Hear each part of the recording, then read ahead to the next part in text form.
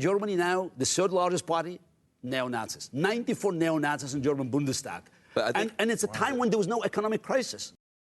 But everywhere we look around the world, Van, we see rising illiberalism. You can no longer look at Hungary and Poland and say these are liberal democracies. Far-right parties in Austria, in Germany, Trump's fetish for autocracy. And what we should understand about Trump, it's not the question isn't, can he lock up reporters? The question is, if he could, would he? And does anybody believe that the answer is no? The answer is yes. Every day he assaults our institutions. He assaults the foundational pillars of a constitutional republic. And this is all much more fragile, I believe, than we think it is. I mean, fascism did not rise in the 30s because it was strong, but because democracy was weak. And we have a crisis in our democracy. Democracy is lubricated by trust, faith, and belief in the system.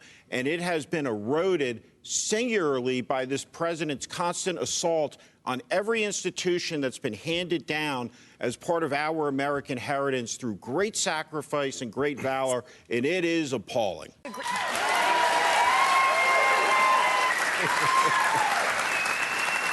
Steve Schmidt.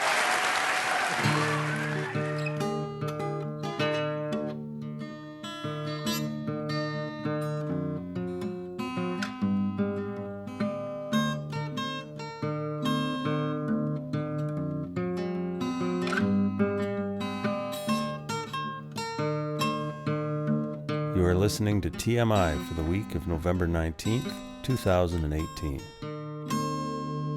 It's just me and Mr. Mouse. You may hear meows. He's found a spot on a coat and is watching things progress. 2 weeks since the U.S. midterms. Why do Canadians suffer from Trump derangement syndrome? As the cold opening listed a bunch of countries all throughout the world who are all now seemingly giving up on liberal democracies. Here in Ontario, Doug Ford has come out with a new financial statement, is in the process of implementing his conservative changes to Ontario. He was quick to roll back increases to the minimum wage. He is cutting all kinds of disability payments. He is threatening to roll back all the progress that's been made in terms of liberal priorities, I guess. And this seems to be the pattern. The conservatives come in and undo anything the previous administration has done. And I don't know if the liberals do that as much. So this week, what does TMI seem to stand for these days? It's TMI. Is it 3 Mile Island? Is it too much information? Or is it the Mueller investigation? The U.S., it's been pointed out, seems to have a massacre every 2 weeks. So either it's the guns or Americans are 10,000 times more mentally ill than people in other countries. Trump is on a bit of a tear, heading in a new direction. I'm not sure if he's become a little bit more democratic. It appears Trump's demeanor and some of his talking points have changed since the election. I was surprised to see mandatory minimums, especially as they apply to drug offenses, is the new thing Trump is pushing. Surprising. I thought that Trump and his ilk were profiting off prisons. They get money per head. I thought one of Trump's buddies was making money off turning warehouses into galvanized baby jails. So that's a bit surprising. Trump says Pelosi deserves the speakership. She deserves it. Manafort and his lawyers have asked for a 10-day extension on a deadline wherein they were supposed to report on the progress of his cooperation with the Mueller investigation, which has to do with his sentencing. I guess in exchange for good behavior with the Mueller investigation, his sentence might reflect his effort. And the reason for that was the jurisdiction in which his trial was held is a jurisdiction in which court cases move forward quickly. So there's push on to get this thing done and move on to other issues. Butina, which was the Russian character, she, with Russian funding, was involved in the NRA and other campaigns to make sure Republicans did well in the elections. She's now bargaining and apparently testifying for the Mueller investigation. And then Trump, this is all in the same week, is talking about how he answered some Mueller questions in writing. It was really easy. They were simple questions. It's a little unclear why it took so long for him to answer them. But the fact that this is happening all in 1 week makes me wonder, now that he has Whitaker installed as the Attorney General, and some suspect that he's really just there to spy and refer information back to Trump about the progress of the Mueller investigation, has Trump learned something from his inside spy? Is that why there's pushes to get the Manafort sentencing underway, the Butina cooperation underway, and Trump's answers on file? The deadline for the Manafort summary on his cooperation with the investigation asks for 10 more days. There's some speculation that in the next 10 days, something big will be released. Apparently the most important thing on the minds of voters in the United States, and the issue that seems to have swung more Democrats to vote. The Democrats seem to have picked up what's looking like 37 seat majority. Some people think it might hit 40. So healthcare drove this swing, this what it seems to be a little bit of a protest against Trump and an effort to install a check and balance, at least just in Congress. Results of the midterm election seems to be an attempt by the electorate to install a check and balance and have a protest against what they've seen in the last 2 years under Trump. If healthcare was the most important issue, one really does wonder what would happen if you took free healthcare away from elected officials and even maybe Democratic Party employees. One wonders if we would see universal healthcare all of a sudden appear in the United States. This complacency that Nancy Pelosi has, one, I guess, assumes it's driven by donations by insurance companies and giant corporations, and some of the same people probably who donate to the Republican Party, but I mean, all the rest of the industrialized world has healthcare tucked away a long time ago. Seems a bad idea to have it there for members of Congress and then wonder why 8 years later the people don't have it. There's similar to having a draft. If everybody's kid had to go enlist at age 18, we'd see a lot less wars. This is my thinking. 34 new women were elected in the midterm elections. 37% want to see Trump re-elected. 58% do not want to see Trump re-elected in 2020. 59% of independents don't want Trump re-elected. And 16% of Republicans do not want Trump to be re-elected in 2020. If you have a meeting during a campaign and you need a Russian interpreter, something might be amiss. I'm no legal scholar here. People are complaining about the bias of Fox News. CNN, I think, is trying to be in the middle, but probably left a little bit. MSNBC is so alarmingly left-wing, people's hair stand on end, apparently. The problem with demonizing the left wing or news outlets that seem creepily biased is what good news conservative stories are they avoiding on MSNBC, do you think? Has there been any good news from the Conservative Party? I mean, the first thing they did was come in and remove Meals on Wheels. The first good thing I've heard out of Trump since he was elected was this new idea of him minimizing mandatory minimums, which probably as soon as he gets word back from his buddies who will lose money if you reduce mandatory sentences, because again, they make money per head, per prisoner head. We'll probably see that just disappear as an idea. In Twitter news, Los Angeles Times, I thought this was interesting. They're instituting preservation overlay zones in an attempt to preserve older buildings and preserve neighborhoods. I thought it was interesting. These are efforts to address overdevelopment. I can say from where I'm sitting, I'm just looking in every direction at cranes and skyscrapers. It's really unclear who is going to buy all these condos and if those people will live in them or if they're foreign investors trying to hide or sink or launder money.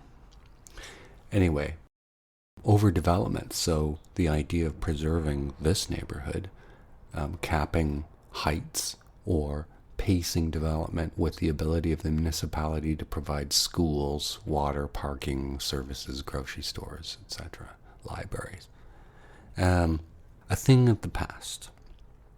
An issue, the concern of previous generations, apparently. Another tweet.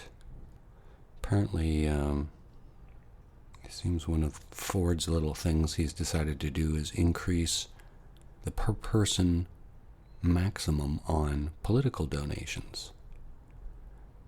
So election finance donation limits have increased from $1,200 to $1,600 per person.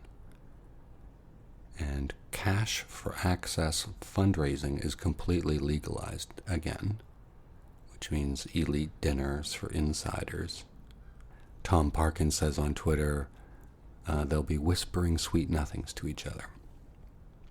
48% of the gain from Ford's tax cut goes to people making more than $108,000 a year. And as I mentioned, the cancellation of the minimum wage increase. That's from CCPA Ontario. Mike Crawley, CBC Queen's Park. The PC government unveiled a tax break for low-income workers today.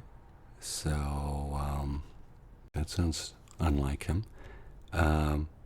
Folks would have more money in their pocket with $1 an hour increase in the minimum wage.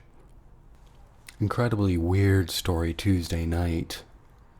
Avenatti, who is the lawyer for McDougal and for Stormy Daniels and for a complainant in the Kavanaugh fiasco. He's been in the news quite a bit lately in the last sort of year. He even, some thought, might run for president in the 2020 elections.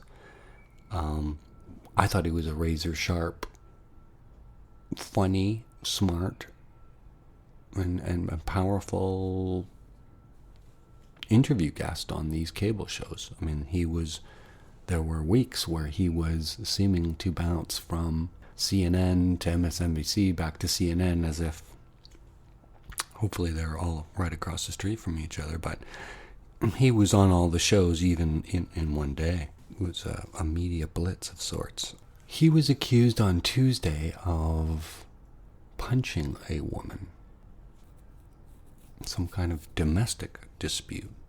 The way the news of it came out, but I think it was from questionable sources like TMZ and the like, the rumor was he was seen running away saying, "She hit me first."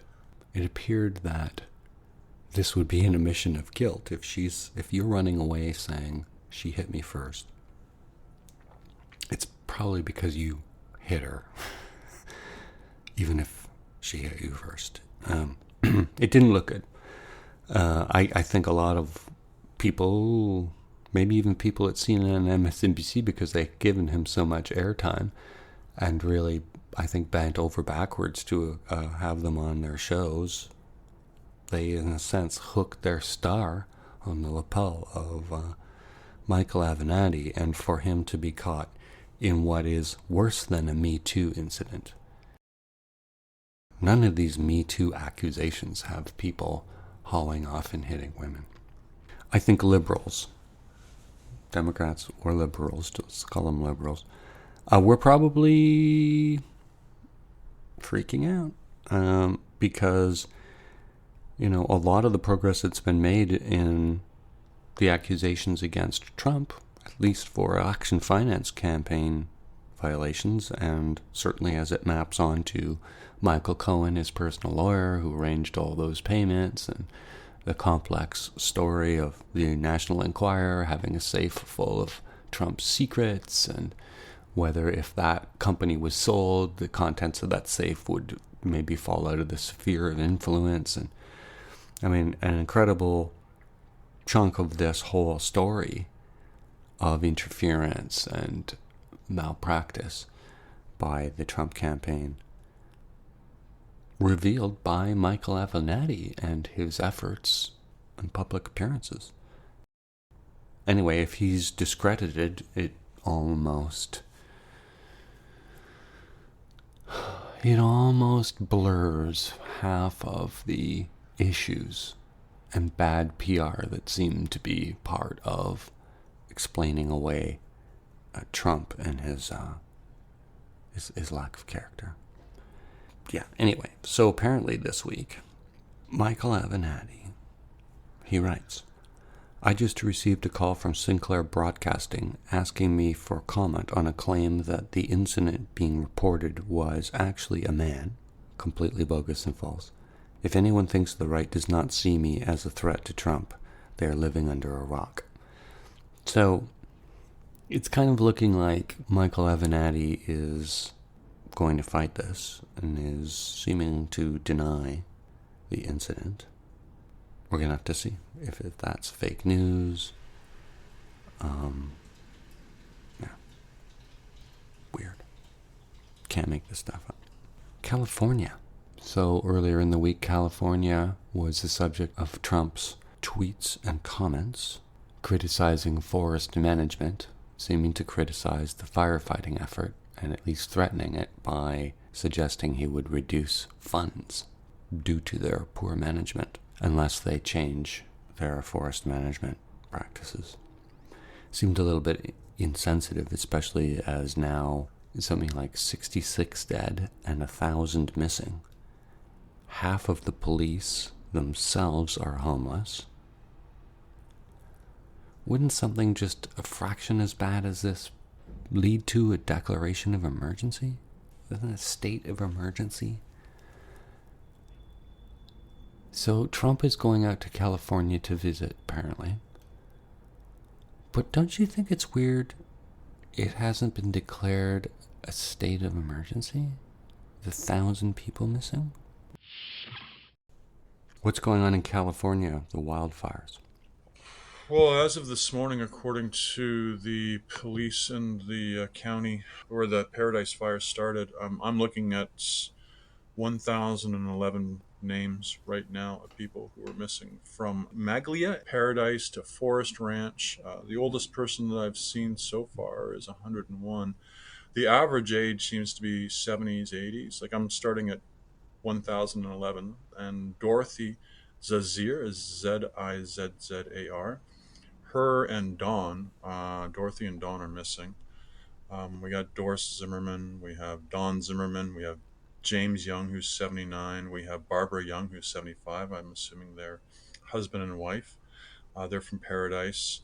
We have Ken Woody, who's 80, and Kay Woody, she's also 80. They're from Maglia. They're missing. We have Fred and Inga Wise Shoe, 90 and 83 respectively, from Paradise that are missing. James and Ann Wise, 77 and 73.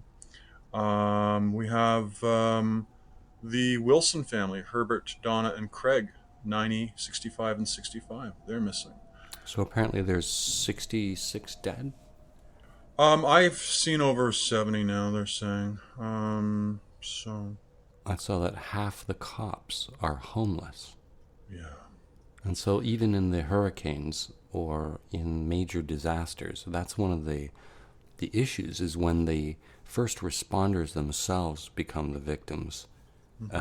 This is when you declare a state of emergency. Have you heard any talk of it being declared a state of emergency in any of the papers? Nobody's talked about that. Yeah, the governor's the only person that's declared it a state of emergency. Oh, he has?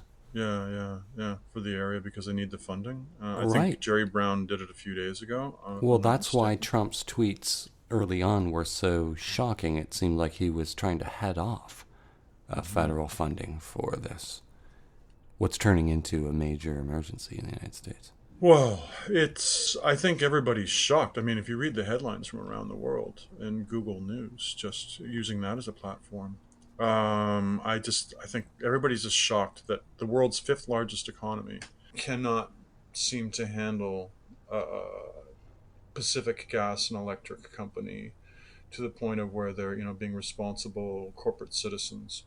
And I mean, I think Helen Glynns, Glines, she was 101. She lived in paradise, and she's on the list of missing. So Helen has probably, seen a lot of this, about corporate responsibility versus personal responsibility. But and I think you're talking about the maintenance of the hydro swaths? Yeah, I mean, this is if you're familiar with the movie Chinatown with Jack Nicholson and the whole Mulholland, family, and how everybody was buying up large swaths of land and water, the Valley, California, and everything like that, and its burgeoning agricultural sector. And so, you had one or two powerful individuals and corporations basically controlling the water, the hydroelectric, the infrastructure, everything. And they got away with a lot of stuff. And this is why the movie Chinatown ended up being made. One of Roman Polanski's most famous movies, if I recall correctly. And it had all to do with central Southern California, Northern California, and controlling access to all this stuff. And whoops, 2018 happens, and what do we end up having? Well, here's something PG&E disclosed on a filing on Tuesday, that the outage and the damage to the transmission tower were reported in the area shortly before where the fire started. Many fires in recent years have been caused by downed power lines serving California's utilities. And state officials have determined that the electrical equipment owned by PG&E, including power lines and poles, were responsible for at least 17 of the 21 major fires in Northern California last fall. And as a result, in 8 of those cases, they have been referred to prosecutors over possible violations of state law.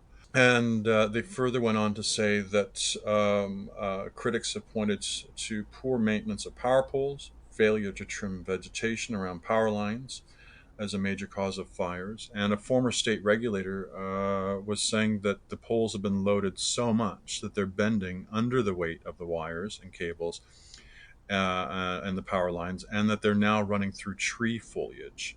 Was there talk of protecting PG&E from liability? Yeah, Citigroup is estimating that PG&E's exposure just for last year's fires is going to be $15 billion, and there's another $15 billion in claims for the Camp Fire. So apparently Senator Bill Dodd sponsored a bill. It's called SB 901 to address any potential 2018 wildfire-related costs to try to protect them, and then just pass on the costs to the customers, whether it be residential or businesses. And that's a pattern at PG&E. PG&E, they have been trying to offload the cost of decommissioning their failed rebuilding of the San Onofre plant. Finance is such a witchcraft, and capitalism is such witchcraft. I think they said that PG&E is looking at issuing $1 billion in bonds to try to cover everything. Again, I don't understand any of this. Again, it's witchcraft, capitalism and all those isms. So, and that's giving witchcraft a bad name. So this is interesting. I like my witches. Wouldn't your first thought be that PG&E would have some kind of insurance against liability? Apparently they do, but Maybe it fails if it's at their negligence. yeah. So they're going to want to get their money back somehow, right? So Okay. it says here PG&E said its liability insurance for the year that begins August 1st amounted to $1.4 billion. Says Lindsay Paulo, a spokesman for PG&E. The utility is focused on helping fight the wildfires rather than the company's economics. End quote. So they'll be including their firefighting costs on their losses just off the top. Yep. But I wonder if your $15 billion in potential liability includes lawsuits from locals for loss of life and business loss of income. Just wondering. Yeah, just wondering too. Yeah. I mean, hey, it's the United States, so I mean, American exceptionalism is the rule, right, rather than the exception. So Well, they are pretty litigious down there, it sounds like. oh, they certainly are. You wouldn't want to guess at what the costs could be. Exactly. Well, the rest of the world pays for their litigiousness, if that's a word, in higher rates and everything. So, all this aside, with respect to what's going on in California, I think the world is just really getting really tired of the United States and the United States exceptionalism and, The most powerful man in the world? yeah, I think everybody's just really tired of it. I mean, it's just Leader of the free world? yeah, what free world? Nobody's free. It's a joke. Ask Alexandria Darby, who's 7 years old, and Louisa Darby, and Amelia Darby, and Charles Darby. They're all from the same family, 7, 13, 17, and 20 years old. They're all missing. So you tell me if they were in their beds sleeping or in their cars trying to escape. There's not enough roads leading out of the area, so there's been a lack of emergency planning as well. Well, this is like Fukushima all over again. Nobody expected the island of Japan to be punched. There are stones on the shoreline that warn. Absolutely. It's surrounded by volcanoes. It's on the Ring of Fire. Yeah, but you don't expect the island of Japan to move 3 inches to the west. I do. And drop through. Well, then, Dave, why aren't you sitting in a gold toilet? Where's your gold helicopter? I mean, you say that, if you think about Indonesia, where that earthquake came around Christmas time, was it 2003 or 4? It's utterly predictable. It's not when, but if. And so those stones on the shoreline of the Fukushima prefecture that warn of such a tsunami, it's utterly predictable, 100% predictable. When exactly is the unknown, but will it happen? Absolutely. I don't mean to pick with you, but I mean, okay, the fires. Is it predictable? Yeah, sure, it's 1,000% predictable that there's going to be a wildfire that's going to sweep through this. You have to have the roads, you have to have the emergency plans in place. What is it? Hope for the best and prepare for the worst. Yeah, no, that's true. And here's my thing, the BP thing. Was that unpredictable? Oh, if you're drilling in water that's too deep to deal with, and there's an accident, as inevitably there always are. Didn't you list a number of rigs a year that get toppled over or damaged? So is an event predictable specifically? No, but it will happen. It's when. So that's my thing, is it's always unforeseeable when the corporation's PR is speaking to the news media. That ticks me off, but that's sort of my hot button issue. Yeah, no, I hear you. No, it's definitely. I mean, look. I mean, at the end of the day, PG&E, and from the satellite pictures that were released from NASA, the Landsat satellite shows 4 hours after the fire had started, and the red patch. So I'll just read you the quote: "Shortwave infrared (brackets red) captured by Landsat 8 satellite, actively burning area of campfire 4 hours after it started on November 8th, 2018. The red patches are fires that leapfrogged in front of the primary burn front, which was growing at a rate of approximately 3 miles or 5 kilometers an hour. The northeastern, upwind edge of the fire lies beneath, and parallel to 3 high-tension power lines running along Highway 70, about 1.5 miles northeast of the town called Pulga, and a site identified as a possible origin of the fire. I guess I'm just dreaming now, but in that area, with those circumstances, the dry wood and encroachment and poorly maintained swaths, you just wonder if there was a fast response strategy that would respond rather than build up the response over time as it grows. Well, every article that I've read in the LA Times this week on this, because I've been trying to wrap my head around this again, how does California, the 5th largest economy in the world, and everybody wants to go to California, it seems. And so what the LA Times and the people who they were speaking to were saying was all access roads in and out of that area were 2-lane roads. Because of the hilly mountainous area and because of the San Andreas Fault and everything, instability and everything, they weren't able to expand the roads. So they're all 2-lane roads going in and out of Paradise and Magnolia and all these other places. And so they didn't want to have everybody on the roads and get clogged. And this is what they were worried about, because apparently a fire last year or a couple of years ago or something like that. So they decided, okay, we'll start at the eastern edge of the town first, and then if need be, we will expand it. Because nobody expected the winds to get up to, was it? I thought I heard something of, I don't know if it was down in Malibu or if it was in this particular fire. The winds were up to 174 kilometers an hour. Yeah, the photos show it blowing sideways, essentially. Yeah. So, I mean, really, honest to God. I mean, that footage of that woman driving through the tunnel trying to rescue her horses. They had a plan in place, but the winds kicked up so quickly, it caught everybody off guard. And I think this whole thing started around 8 o'clock in the morning or something like that. By 9 o'clock, everything had gone sideways, and it was just everybody for themselves at that point. So, well, this brings up an interesting issue in terms of emergency planning for evacuation. So, you implied there was a town and they decided to evacuate a half of it at a time, and so my interest has been that in, for example, nuclear accident, where there's been a large release, one of the priorities is quick and accurate public information.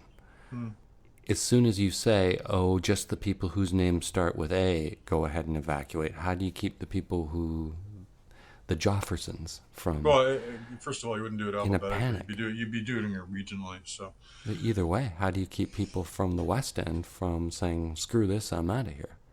Well, you can't. Nah.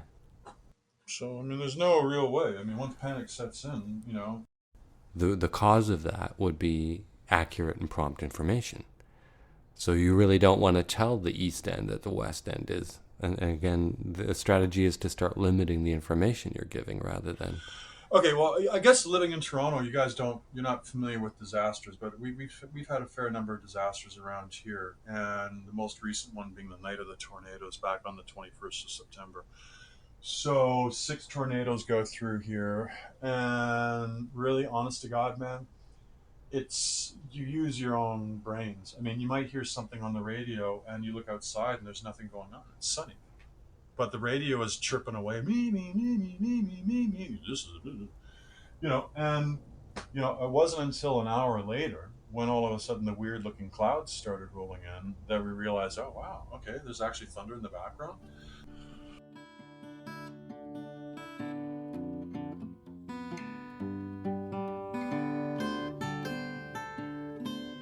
Find us on Twitter @ThatArcher, our podcast page, tmi.twxnet.com.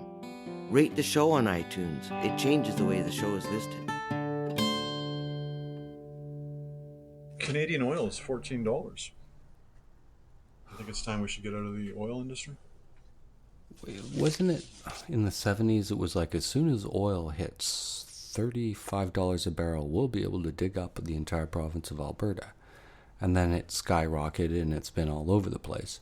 But now that it's dropped to ridiculous levels, As doesn't of that... Wednesday, it was $15.75, I think. Yep, $15.75 as of Wednesday, and I think by Friday, at the close of Friday, it was hovering around $14. So it's like $7 in like $1973. So doesn't that... And is that because of American oil production through fracking? And... Nope. It's because we have no way to transport the oil. According to the oil people, they had an unprecedented meeting earlier this week. All the executives and everybody who are responsible for this thing, and everybody who's involved in the supply chain, from up to down to all over the place, and they had a meeting with Rachel Notley.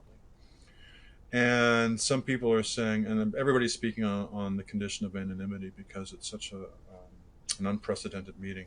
One of the people, 7 people who were familiar with the meeting, said that it could be regarded as collusion under the, what do they call it here in Canada?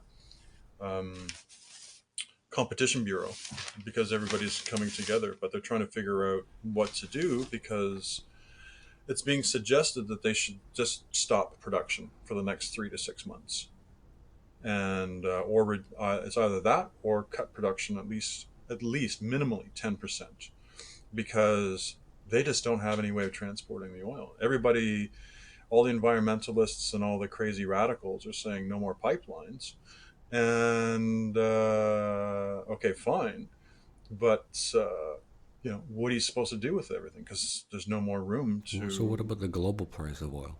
Well, it's not. It's a different oil. Ours is the tar sands oil. It's a different oil. It's not even, the rest of the stuff is bunker crude oil or whatever it's called. So that's the stuff that's traded worldwide, if I remember correctly. Our oil is a totally different oil. It does seem strange that a problem in supply management would cause the price to go down. Well, they've been saying, well, it's too much. We have too much oil. That's why the prices have fallen. It's dropped out. So it gets a completely different price. But the upshot of this is that Alberta and Canada is losing at least $5 billion in royalties as a result of this. So, you want your social welfare programs like healthcare and what have you and everything like that, it's just going to fall apart because we're not getting any money for It'd be interesting to see what the international price is. I think it's around 30, isn't it? No, the international price of oil is about $50 a barrel, $55 a barrel right now, or even 60, I think. Yeah, well, it seemed to be dropping low enough that it was going to have gasoline prices start dropping. No, the only reason gasoline prices are falling is because the tax that what's that crazy guy in Toronto, the crack dealer, who's premier. So, I think that's why, because there's a 10-cent drop in because of the carbon pricing. So he canceled the carbon price. Yeah, and that's why it's gone down 10 cents. Yeah, that's why your gas has gone down. Although it's not reflecting in the prices in the stores. But it's okay. This is a Bloomberg article. This is from Bloomberg. Canadian producers are not only being hit by the global plunge in oil prices, but face severe transport bottlenecks that have caused the northern nation's customary discount to balloon to a near record highs. A barrel of Canadian heavy crude was worth $15.75 US on Wednesday afternoon. Pipelines are full and new ones are almost impossible to build thanks to regulatory and political challenges. Storage facilities and rail cars are also at capacity. If sustained, the steep discount will cost government coffers billions of dollars while kneecapping the oil sector. Alberta alone will lose at least $5 billion in royalties. So, of late, TMI seems to stand for the Mueller investigation. I think, the right is pushing back because When I told you that Avenatti had been arrested a few days ago, you nearly had a heart attack. Right. I'm just going to tell you right now that as of this morning, judge affirms order on evicting Michael Avenatti's law practice from his office in Newport Beach. So Avenatti decided not to pay his rent for the last little while. And so according to the... Oh, my God. Yeah. Well, apparently Avenatti's longtime law firm, Egan Avenatti, skipped out on paying $213,250 in rent payments due over the last 4 months to their landlord, Irving Company. And so Irving Company decided to sue for eviction. And the landlord won the case last month at a 1-hour trial that Avenatti skipped. Well, listen to this. So I just recorded a little bit where I was going on because I've been working off of Avenatti's tweets, which paints a completely different picture of the world. Well, there you go. So the landlord won the case last month. It was a 1-hour trial. Avenatti decided not to go to it, and the Orange County Sheriff's Office posted a notice on his law firm door to vacate premises by 6 a.m. on November 1st. The Los Angeles Times article goes on to say that Avenatti requested a reprieve, a delay until last Friday's hearing, which he also did not attend. The landlord's attorney said that they had heard from Avenatti. That was last Tuesday, but that there are other events that were going on, and they haven't heard from him since. Well, the other events that we now know of is that Avenatti was arrested on suspicion of domestic violence, according to police, and was released on a $50,000 bond. And he has denied all the allegations, in fairness to Avenatti. But Avenatti asked on October 31st to stop the eviction, saying Avenatti and Associates, another entity that he owns, had an oral rental agreement with the landlord that must be honored. But the landlord has denied any such agreement has been made. Avenatti says that the two businesses are distinct firms, but that they function at the same law practice with the same lawyers and support staff in the same Newport Beach office suite. Avenatti has sought federal bankruptcy protection from his creditors last year. So there you go. The firm was hit with a $10 million judgment. Why so much on this? Yeah. Okay. Well, why? Because you were going on Tuesday or Wednesday when he was arrested for suspicious of... I want to talk about that, So, domestic... Okay, so you want to cut me off. That's fine. Well, you're reading the article. Well, yeah, I'm giving you the latest. Yeah, exactly. Okay. It's not speculation. It's not bullshit. I'm giving you the facts. This is what the show's about. It's not about emotion. It's about the facts, right? So I'm giving you would put Avenatti up there as being some sort of demigod for the Democrats. And I'm saying this guy doesn't pay his bills. Well, if all of this is true, your true. View of this. It's right there. Your fake news that you're reading. No, Los Angeles Times. This has implications for CNN rent. And MSNBC. Right.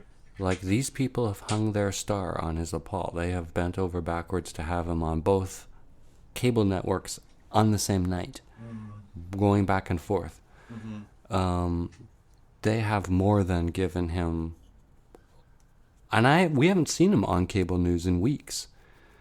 And then there was a lawsuit, I think we mentioned a few episodes ago, where he was being sued for something like $12 million, and his counter argument was, well, you owe me $3 or something, so we'll deduct that from the, It was, but this is horrible news, because it totally discredits about half of what we've learned about Trump. That led to Cohen, that led to unindicted co-conspirators, that's tied to the National Enquirer and a safe full of anti-Trump stuff that could change hands, and all this running for president stuff.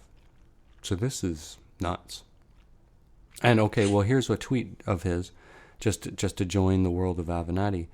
So I just received a call from Sinclair Broadcasting asking me for comment on the claim that the incident being reported was actually with a man. Completely bogus and false. If anyone thinks the right does not see me as a threat to Trump, they're living under a rock. So, I mean, going by his rhetoric, and this is after a series of tweets where he's disputing all these allegations in the domestic abuse. Being kicked out of your law offices can't be good for business. No, can't be. No. Nope, doesn't look good.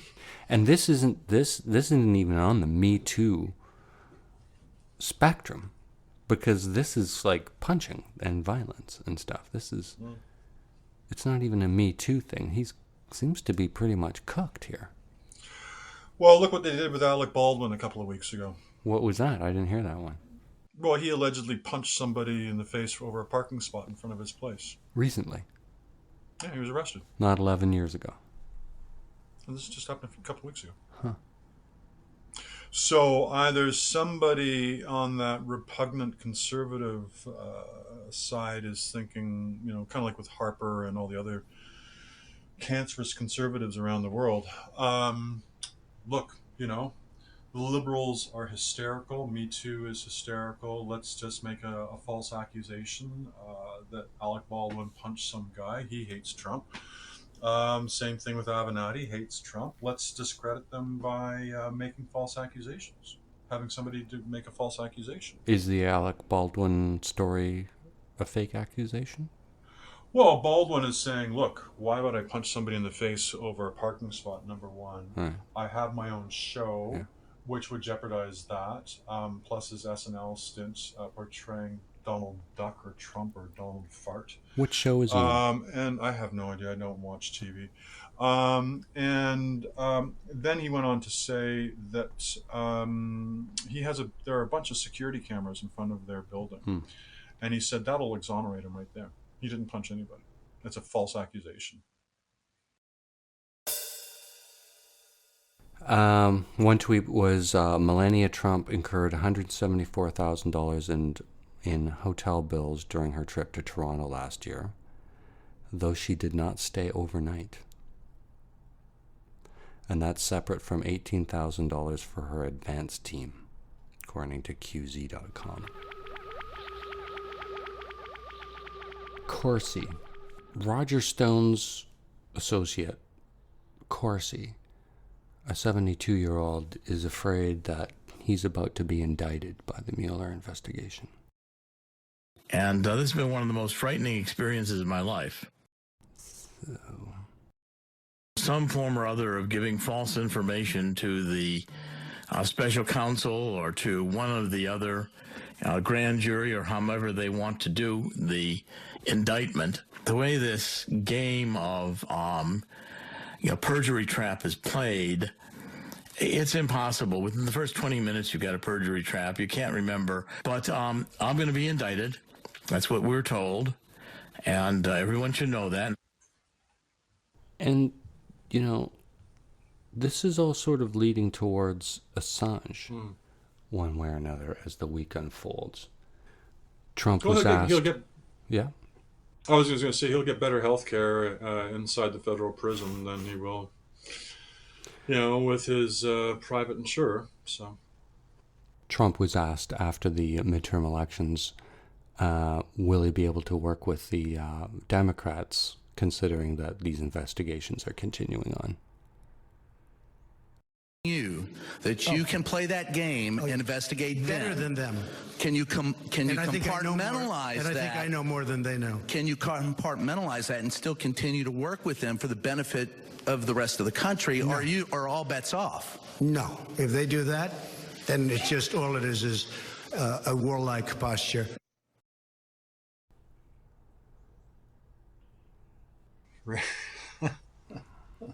You guys didn't think an intervention might be prudent at some point in time throughout this parasite's life? Really? And for the record, you feel he rose to office. You saw it coming. Yeah. Because why? Because he was playing to everybody's fears. That's Here why. he is. A little bit uncomfortable. He seems to be resentful of the people in, was it France, during the memorial last weekend. He seemed a little angry at those who weren't being rained on. Mon Dieu. This is what's important to Trump. Thank you, Frank. Thank you very much. You look so comfortable up there under shelter as we're getting drenched. You're very smart people. Couldn't go to the Vietnam War I think because his little knees hurt. He's afraid But- his eyeliner would run. Oh, yeah, I know. President Donald Trump. Oh, I can't stand the rain. Oh. Here's Mike Pence, who's can't seem to kiss enough. Because of your leadership, Mr. President, and because of the strong support of the leadership in the Congress of the United States, you're delivering on that middle-class miracle. A middle-class miracle. Yeah, I'm sure. Yeah, okay. Today's comedy has been brought to you by the Christian right. Jesus died on the cross to save your sins. Which is a whole thing, too. In their constitution, it's fundamental that they're not able to pass laws that are favor a particular religion. It's right in their constitution. Wow. Anyway, Mike Pence. American exceptionalism. Hey, hey. So, as I said before, he answered some questions that were given to him to answer by the Mueller investigation after about a year, with some help. Or not. But it didn't take very long to do them, and they were my answers. I don't need lawyers to do that. Now, you need lawyers for submittal. You need lawyers to go over some of the answers. But they're not very difficult questions. It did take him a while to come up with some answers.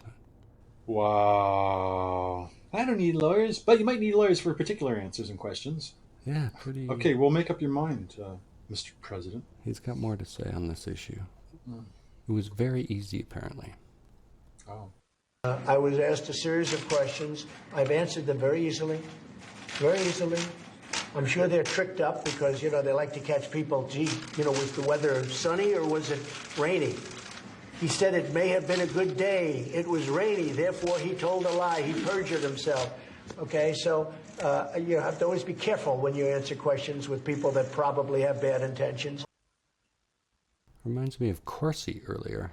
Yeah, I know. It's, He's pretty sure the Mueller investigation's going to wrap up, which makes me wonder again if he's heard word from Whitaker.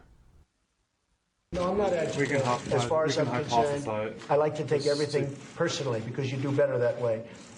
The witch hunt, as I call it, should never have taken place. It continues to go on. I imagine it's ending now. From what I hear, it's ending. Who's he hearing that from? well, obviously Whitaker, but I mean, again, if I hate your guts, I'm going to be feeding you false information. If I find you morally repugnant, I'm not going to be giving you anything that's genuine. So I might like 1% just to make it seem like that, and then everything will be totally false. Did you hear this week that he was wondering if he could trust Pence? Oh, well, I missed that one. Yeah, that was a weird thing for that to leak out. Apparently he's asking his compatriots if Pence is somebody he can trust, which makes you wonder what's about to happen. Has there been another one of those Article 25 papers written on? Oh, jeez, wow. Okay, well, I'm just trying to think really quickly. Historically, has there been a vice president that has been sacked halfway through an administration? No. I can only think of a couple of people that might have died, if I recall correctly, but... I've never heard of such a thing, even in a movie. Can you unseat the vice president? Yeah. I'm trying to recall, I don't... That's a good question. Yeah. Somebody jokingly said that the vice president is equal to our prime minister. I don't know. Oh, well, hey, after this year and Trump and the whole administration trashing all the allies, I'm not surprised anymore. At a function, quite an awkward function, apparently the members of the Supreme Court were there and their families. I can't remember what the function was, but apparently he looked over at Ginsburg and she looked away as he was speaking to her. But so who even knows? But so here's just a couple clips from that night. Justice Ginsburg, glad to see you feeling great. She's not feeling great. And she looked away. And then, here comes the punchline.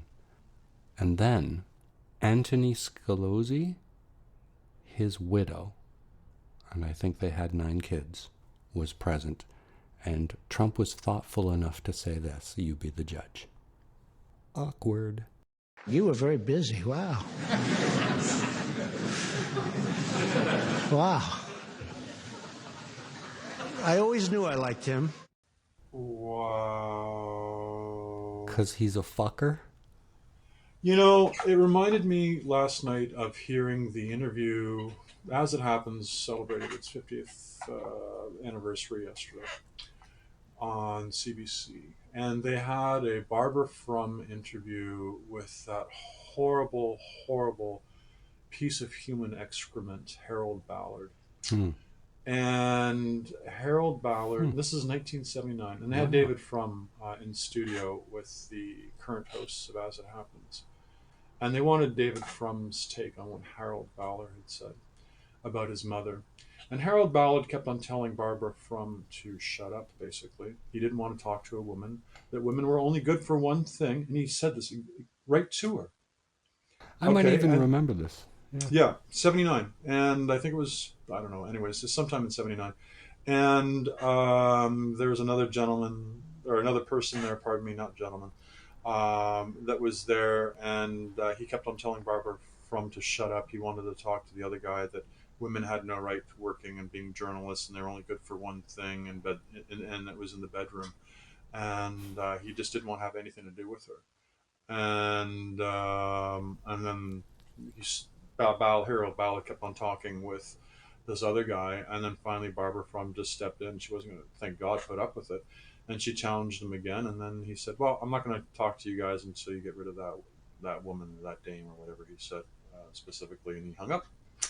They tried calling him back, and they were never able to get back in touch with him.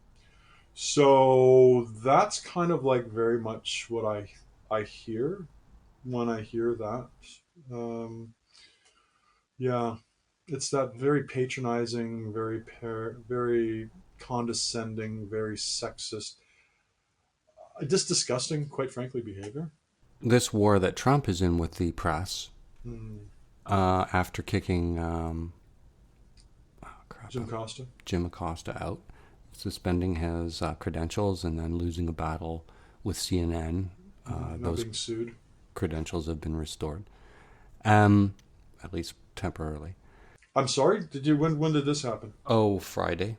His credentials. On Friday he reported from the lawn of the White House on Friday, so his credentials have been restored after a battle in court. An injunction was won by CNN against the White House. Oh, wow. Okay. Oh, there you go. The White House has retaliated by suggesting that it is going to come out with a handbook of rules for journalists, and that it would... well, the question has been raised that it might not ask Jim Acosta to present his questions in the future, but he does have his press pass back. But Trump is suggesting now that the next time a similar situation occurs, he'll just walk out. Here's Trump on that. We'll just leave, and then you won't be very happy, because we do get good ratings.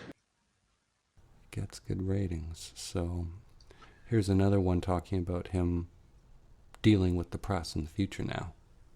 Leave. I'll say thank you very much, everybody. I appreciate you coming, and I'll leave. And those reporters will not be too friendly to whoever it is that's acting up. What are the other reporters going to beat up? Jim Acosta? Really? Seriously. Hey, I hate to tell you this, but I mean, I really believe that the world is heading down to the point of no return. We're getting to that point. Okay. I really believe that we're sliding down into crazy town, and we're not going to be able to get ourselves out of this. Well, I see your Chicken Little, and I raise you an Attorney General. So the Attorney General, every day we learn more and more. He's actually under investigation for fraud. And so he went to celebrate his new job, I think, back to his home state, and made some promises now that he's the Attorney General. Here's Whitaker. We're going to continue to provide our prosecutors and our state and local partners with the resources that they need. And we're going to keep putting fraudsters in jail. I want to thank each one of you for your contributions to this effort. This room is full of the front lines of folks that are addressing this important priority issue for the Department of Justice, and I cannot thank each and every one of you enough for your efforts and your attendance here today. Each one of us plays a role, and certainly not just those of us in government. All of us can be on the lookout for fraud schemes and report suspected criminal activity. Well, does that mean the White House? Can I call the White House? Or can I call them He's about under the White House? investigation for fraud currently. Yeah, I know. Yeah. Hello? I mean, Okay, now this is going to shock you. The Republicans have put out an ad. I could say a bunch of stuff to introduce this ad, but remember, this is a Republican ad now that's showing on TV now. Gotcha. This is Matthew Whitaker. He's a political ally of President Trump and now oversees the Department of Justice and Mueller investigation. What does he think about the Mueller investigation? The appointment of Bob Mueller, I don't think was necessary or appropriate. What I see is a president that is starting to figure out, if I want to, I can terminate you. Legally, there is certainly a way for that to happen. We need an attorney general who doesn't play politics. Call your senator and tell them Whitaker must recuse himself from the Mueller investigation. That is a Republican ad. The organization is the Republicans for the Rule of Law. Who's on this committee? But I guess it's this little super PAC. So Trump was asked, and again, I noticed he looked a little bit upset this week. So I think reporters were asking if he was agitated. I'm not agitated. It's a hoax. The whole thing is a hoax. There was no collusion. No collusion. How many times have I heard that? Yeah, I know. I mean, I think we should do whenever this dumpster fire is over, we should put an audio file together from the entire presidency. God knows how long this is going to last. This nightmare is going to last for. But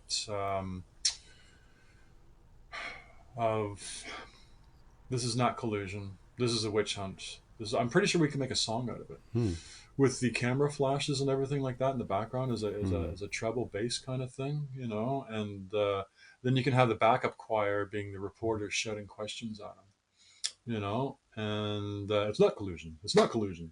There's nothing to see here. It's a witch hunt. It's a lie. Just out of my messed up brain, I can see doing that. So I mentioned before Kellyanne Conway's husband, George Conway, is a Democrat. Or he's actually a Republican with a touch of Democrat in him. He clearly disagrees with Kellyanne. This was brought up when he was interviewed on a podcast called Skullduggery. So here's George Conway on Skullduggery this week. I don't think she likes it. But I've told her I don't like, the administration. So it's even, it's one of these things. I mean, if I had a nickel for everybody in Washington who disagreed with their spouse about something that happens in this town, I wouldn't be on this podcast. I'd be probably on a beach somewhere. Yeah. And the fact of the matter is, I mean, when it comes down to things we disagree about, I mean, we agree on most policy things. I mean, virtually all ever. It's just, okay, so this is the one thing we really disagree about. And, I can't even wrap my head around it. Okay, here he is, some more of Kellyanne Conway's husband, George Conway, commonly referred to as Mr. Kellyanne. Is there a moment that you just found so appalling that you just had to speak out?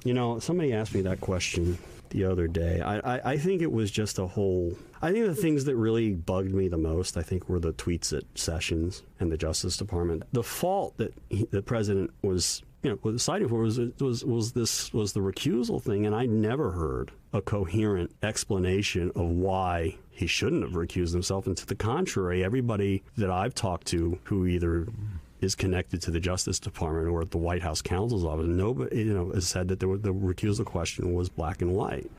It's obstruction of justice again, just like the firing of Comey.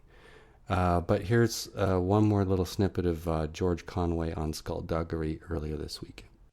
It's like, I forget what time of year it was. It was like late April. Man, I'm watching this thing, And, you know, it's like the administration is like a shit show in a dumpster fire. And I'm like, I don't want to do that. I don't know. And then it's like, then you got the Comey firing, and then you got him going on TV saying, I had Russia on my mind. And it's like, oh no.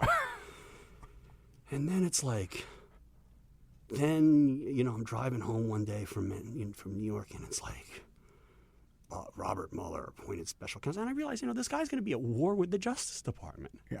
And I'm going to go on the Hill and, you know, and do this. And I'm the husband of the counselor of the president who got him elected, basically. Yeah.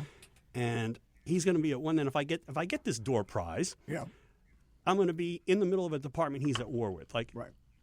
Why would anybody want to do this? Right. And then not only that, it turns out that all the people who were nominated right around the time I would have been nominated, which was June of 2017, took them a year to get confirmed. I would have never stuck the process out, even if I stuck the process out at that point. Yeah, but basically you concluded that you could not work for this administration, given what was happening. The game wasn't worth the candle. The game wasn't worth the candle. But I love that line, a shit show in a dumpster fire. Well, yeah, that perfectly explains politics on this planet today. When you have Sweden go extreme right, when you have countries like that have always been progressive and leading the world, when they start going right of center, we've lost everything. The Russians have won, the Chinese have won, the North Koreans have won. They have won. Totalitarianism has won. Here's Trump commenting on George Conway's appearance on Skullduggery earlier this week. Husband wrote that the appointment was unconstitutional. You mean Mr. Kellyanne Conway? He wrote that you were unconstitutionally appointing him. Is he wrong? He's just trying to get publicity for himself. Why don't you do this? Why don't you ask Kellyanne that question? All right. All right. She might know him better than me. I really don't know the guy. How many times do we hear him say he really doesn't know the guy? And this is supposed to be a little bit more tongue-in-cheek, but let's see if you can figure out who this is. Among my people, we carry many such words as this, from many lands, many worlds. Many are equally good and are as well respected. But wherever we have gone, no words have said this thing of importance in quite this way. Look at these 3 words written larger than the rest, with a special pride never written before or since. Tall words proudly saying, we the people. That which you call id plebnista was not written for the chiefs or the kings or the warriors or the rich or the powerful, but for all the people.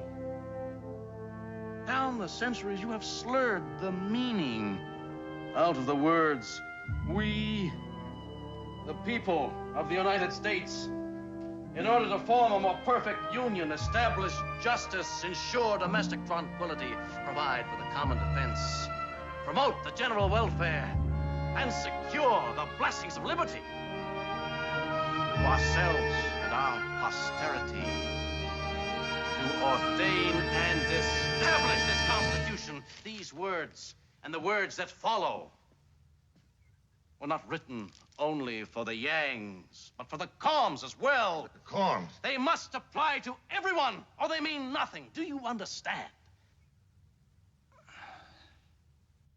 I do not fully understand. One named Kirk. But the holy words will be obeyed. I swear it.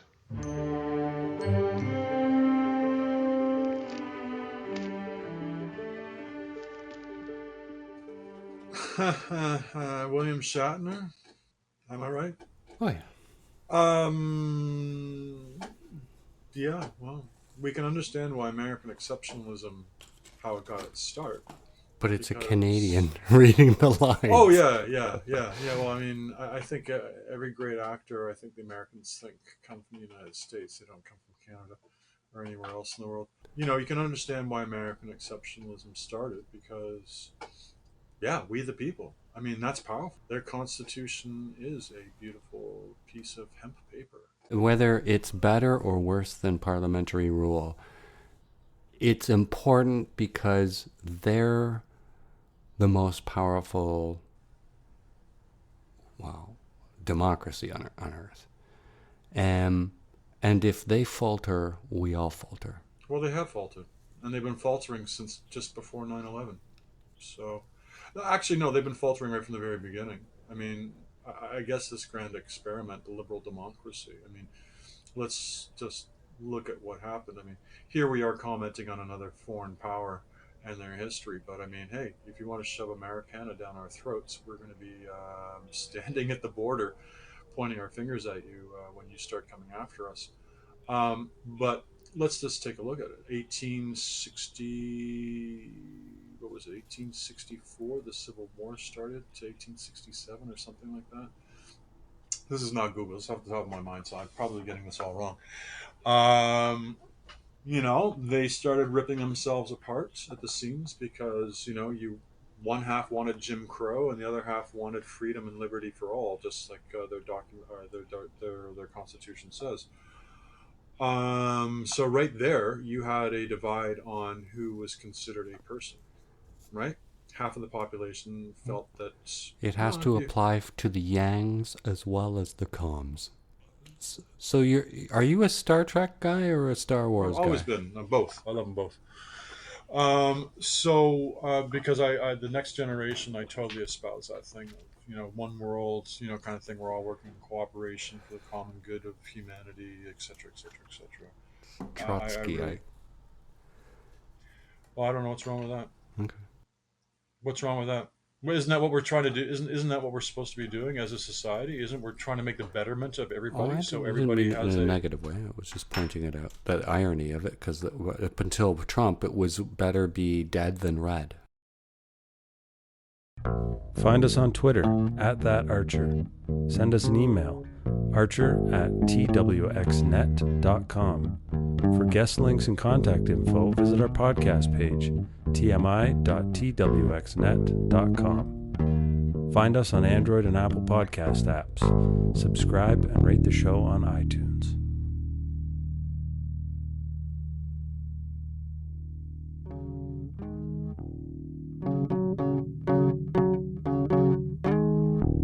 I'm Dave Archer in Toronto. And I'm Ian Stolberg in Ottawa.